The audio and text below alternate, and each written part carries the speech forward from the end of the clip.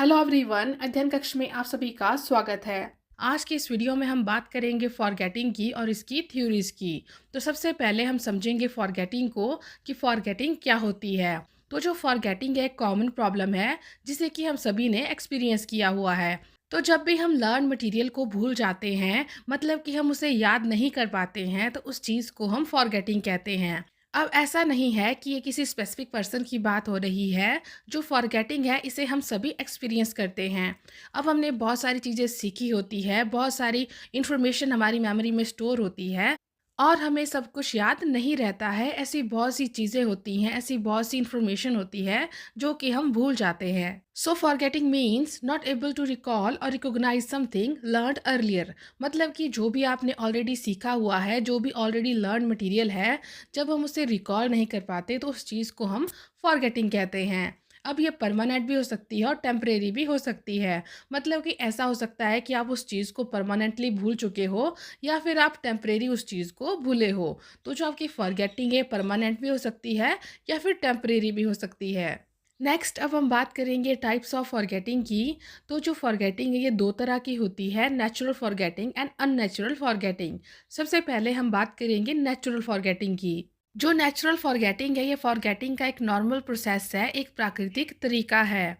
अब टाइम गुजरने के साथ साथ हम बहुत सारी चीज़ें भूल जाते हैं। तो इस तरह की जो फॉरगेटिंग होती है इसे हम नेचुरल फॉरगेटिंग कहते हैं। जो नेचुरल फॉरगेटिंग है इसे हम पैसिव फॉरगेटिंग भी कहते हैं। और इसमें हमें किसी चीज़ को भूलने के लिए कोई भी एफर्ट नहीं देने पड़ते हैं, क्योंकि ये एक नेचुरल प्रोसेस है, एक नेचुरल तरीका है किसी चीज़ को भूलने का।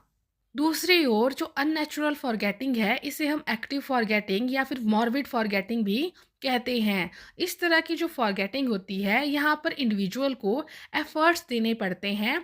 मतलब कि यहाँ पर इंडिविजुअल जानबूझकर किसी चीज़ को भूलने की ट्राई करता है। तो इस तरह की जो फॉरगेटिंग होती है जहाँ पर हम जानबूझकर चीज़ों को भूलने की ट्राई करते हैं उसे हम अननेचुरल फॉरगेटिंग कहते हैं। अब कई बार ऐसा होता है कि हमारे कुछ पेनफुल एक्सपीरियंसेस रहे होते हैं या फिर कुछ ऐसी मेमोरीज रही होती हैं जिन्हें कि हम याद नहीं रखना चाहते, तो हम उन्हें जानबूझकर भुलाने की ट्राई करते हैं। तो इस तरह की जो फॉरगेटिंग है इसे हम अननेचुरल फॉरगेटिंग कहते हैं। नेक्स्ट अब हम बात करेंगे फॉरगेटिंग कर्व की। तो जो फॉरगेटिंग कर्व है इसे हरमन एबिनॉस के द्वारा दिया गया है। अब मेमोरी वाली वीडियो में हमने बात की थी कि सबसे पहले हरमन एबिनॉस ने मेमोरी का सिस्टमेटिक तरीके से अध्ययन किया था, रिसर्च की थी। इन्होंने मेमोरी पर काफ़ी एक्सपेरिमेंट किए। तो इन्होंने पाया कि किसी भी चीज़ को लर्न करने के 20 मिनट के बाद हम उसका 47% भूल जाते हैं, और एक दिन के बाद 66%, 2 दिन के बाद 72%, 3 दिन के बाद 75% और 31 डेज के बाद 79% लर्न मटेरियल को हम भूल जाते हैं। तो यहाँ पर हम देख सकते हैं कि समय बीतने के साथ साथ हमें कितनी लर्न की गई चीज़ें याद रहती है और कितनी हमें भूल जाती है, मतलब कि कितनी फॉरगेटिंग हो जाती है। अब यदि हम इन दोनों के बीच यानी कितना टाइम गुजरा और उसके साथ हमारी कितनी फॉरगेटिंग हुई, यदि हम इन दोनों के बीच एक ग्राफ ड्रॉ करते हैं तो हमें एक कर्व मिलती है जिसे कि हम फॉरगेटिंग कर्व कहते हैं। यहाँ पर आप देख सकते हो कि स्टार्टिंग में जो रेट ऑफ फॉरगेटिंग है वो सबसे ज़्यादा होता है और फिर ये स्लो हो जाता है। तो किसी भी चीज़ को सीखने के बाद हमारी जो फॉरगेटिंग होती है वो सबसे फास्ट होती है। मतलब कि स्टार्टिंग में जो रेट ऑफ फॉरगेटिंग है वो सबसे ज़्यादा होती है और टाइम के साथ ये कम होती रहती है और फिर एक टाइम आता है कि ये चीज़ स्टेबलाइज हो जाती है। नेक्स्ट अब हम बात करेंगे थ्योरीज ऑफ फॉरगेटिंग की। इसमें सबसे पहले हम बात करेंगे trace change theory of forgetting की। यहाँ पर ट्रेस चेंज का मतलब है कि ब्रेन में जो ट्रेसेस हैं वो चेंज हो रहे हैं। अब जो भी चीज़ हम लर्न करते हैं, हमारे जो भी एक्सपीरियंसेस रहे होते हैं, वो सारे मेमोरीज में ट्रेसेस छोड़ जाते हैं। मतलब कि ट्रेसेस की फॉर्म में स्टोर होते हैं। अब जैसे जैसे हम नई चीज़ें सीखते हैं, नए एक्सपीरियंसेस हमें मिलते हैं, तो नए ट्रेसेस फॉर्म होते हैं और ये जो नए ट्रेसेस होते हैं ये पुराने ट्रेसेस को रिप्लेस कर देते हैं और हम चीज़ों को भूलते रहते हैं। तो trace change theory of forgetting ये बोलती है कि जैसे जैसे हम नई चीज़ें सीखते रहते हैं, हमारे ब्रेन में नए ट्रेसेस फॉर्म होते रहते हैं जो कि पुराने ट्रेसेस को रिप्लेस करते रहते हैं और इस वजह से हमारी फॉरगेटिंग होती रहती है। नेक्स्ट अब हम बात करेंगे थ्योरी ऑफ इंटरफेरेंस की। तो इंटरफेरेंस का मतलब है कि कोई चीज़ इंटरफेयर कर रही है, बाधा डाल रही है, जिससे कि हमें कोई नई चीज़ लर्न करने या फिर पहले से किसी सीखी चीज़ को रिकॉल करने में डिफ़िकल्टी आ रही है।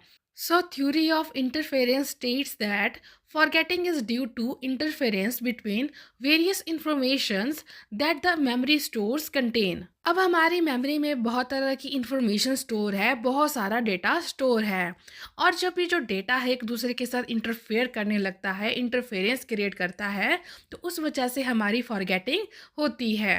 यहाँ पर दो तरह की इंटरफेरेंस होती है, रेट्रोएक्टिव इंटरफेरेंस और प्रोएक्टिव इंटरफेरेंस। सबसे पहले हम बात करेंगे रेट्रोएक्टिव इंटरफेरेंस की। जो रेट्रोएक्टिव इंटरफेरेंस है इसे बैकवर्ड मूविंग भी कहा जाता है। This refer to difficulty in recalling what you have learned earlier because of learning a new material. मतलब कि जब कोई नई सीखी चीज़ पहले से सीखी चीज़ को रिकॉल करने में डिफ़िकल्टी देती है, दिक्कत देती है, तो उसे हम रेट्रोएक्टिव इंटरफेरेंस कहते हैं। मतलब कि जब भी कोई न्यू इन्फॉर्मेशन, नई लर्न की गई चीज़, नए एक्सपीरियंसेस पुरानी लर्न की गई चीज़ों को, पुराने एक्सपीरियंसेस को रिकॉल करने में डिफ़िकल्टी क्रिएट करेंगे, इंटरफेयर करेंगे, तो उस चीज़ को हम रेट्रोएक्टिव इंटरफेरेंस कहते हैं। अब हम बात करेंगे प्रोएक्टिव इंटरफेरेंस की। तो जो प्रोएक्टिव इंटरफेरेंस है इसे फॉरवर्ड मूविंग भी कहा जाता है। तो जब पहले से सीखी चीज़ किसी नई चीज़ को सीखने में इंटरफेयर करे, दिक्कत क्रिएट करे, तो उसे हम प्रोएक्टिव इंटरफेरेंस कहते हैं। फॉर एग्जांपल, फर्स्ट लैंग्वेज के बाद किसी और लैंग्वेज को सीखने में हमें डिफ़िकल्टी होती है, क्योंकि ज़्यादातर जो इन्फॉर्मेशन है, जो चीज़ें हैं, वो हमें फर्स्ट लैंग्वेज में ही याद आती हैं। तो यहाँ पर जो फर्स्ट लैंग्वेज है वो किसी दूसरी लैंग्वेज को सीखने में डिफ़िकल्टी क्रिएट कर रही है, इंटरफेयर कर रही है। नेक्स्ट अब हम बात करेंगे ट्रेस डीके थ्योरी की। तो जो ट्रेस डीके थ्योरी है इसे हम थ्योरी ऑफ डिसयूज या फिर डिसयूज थ्योरी के नाम से भी जानते हैं। इस थ्योरी के अनुसार यदि हम लर्न की गई चीज़ों को बार बार यूज़ नहीं करते हैं तो हमारी फॉरगेटिंग हो जाती है।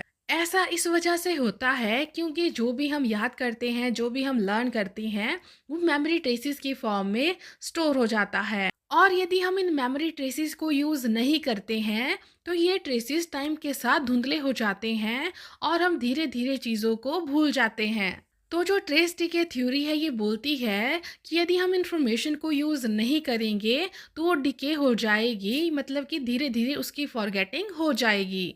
नेक्स्ट अब हम बात करेंगे रिट्रीवल फेलियर थ्योरी की। इस थ्योरी के अनुसार जो फॉरगेटिंग है वो तब होती है जब हम किसी इंफॉर्मेशन को मेमोरी से रिट्रीव नहीं कर पाते हैं।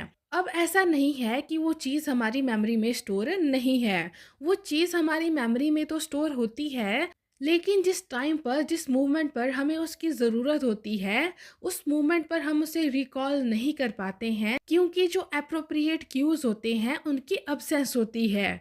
क्यूज का मतलब है कुछ ऐसे हिंट्स जिसकी हेल्प से हम उस चीज को रिकॉल कर पाएंगे। फॉर एग्जाम्पल, जब हम छोटे बच्चों को पोएम सुनाने के लिए कहते हैं तो कई बार ऐसा होता है कि उन्हें याद ही नहीं रहता कि उनको क्या बोलना है, और जब हम उन्हें स्टार्टिंग का कोई वर्ड बता देते हैं या फिर एक लाइन बता देते हैं तो उन्हें पूरी पोएम झट से याद आ जाती है। तो जो रिट्रीवल फेलियर थ्योरी है ये बोलती है कि यहाँ पर हम लर्न मटेरियल को रिट्रीव नहीं कर पा रहे हैं क्योंकि क्यूज नहीं मिल रहे हैं, हमें हिंट नहीं मिल रहा है, और इस तरह से हमारी फॉरगेटिंग हो जाती है। इसी के साथ आज के लिए इतना ही, मिलते हैं नेक्स्ट वीडियो में। Thank you.